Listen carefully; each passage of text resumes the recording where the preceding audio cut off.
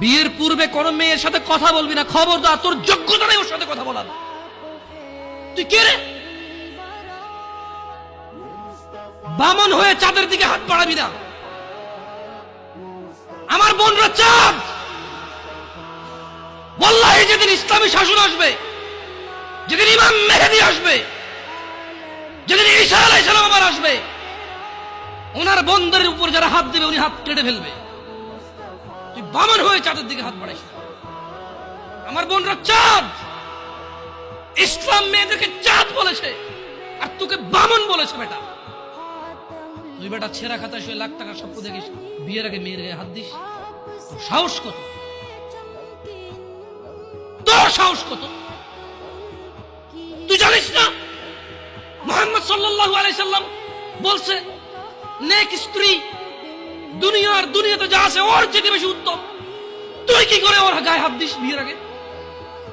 তোর সেই যোগ্যতা আছে বল? তোকে আল্লাহ জাহান্নামে ফেলবে, তোকে আল্লাহ জ্বলন্ত আগুনে নিক্ষিপ্ত করবে, তোর শরীর পচবে, তোর শরীরের গন্ধে জাহান্নামীরা থাকতে পারবে না। তোকে আল্লাহ এত নিকৃষ্ট শাস্তি দেবে। কেন?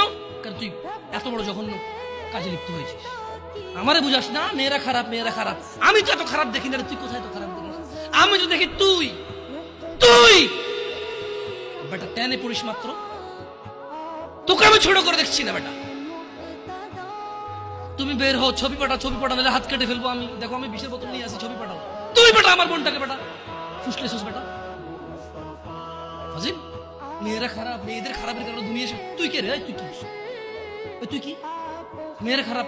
শোন, আমাদের গ্রামে প্রবাদ আছে, ধর্মীয় কথা না এটা। এখন যেটা বলছি এটা প্রবাদ, এটা ধর্মীয় কথা না। কোন মেয়ের দেখবেন হাঁটুর উপরে কাপড় ওঠে আর নামে না বেটা।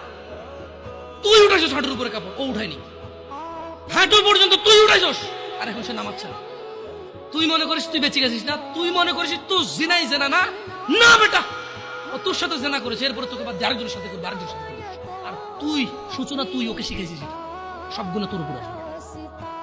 তুই নিজের ছোট পাপিষ্ট মনে করিস না? তুই মনে করিস কি হয়েছে, আমি তো একটা চুমাই নিছি। আমি তোকে বলছি ছবি তুলে পাঠাও, টয়লেটে যাও, ব্লাউজ খুলে ছবি তুলে পাঠাও, জামা খুলে ছবি তুলে।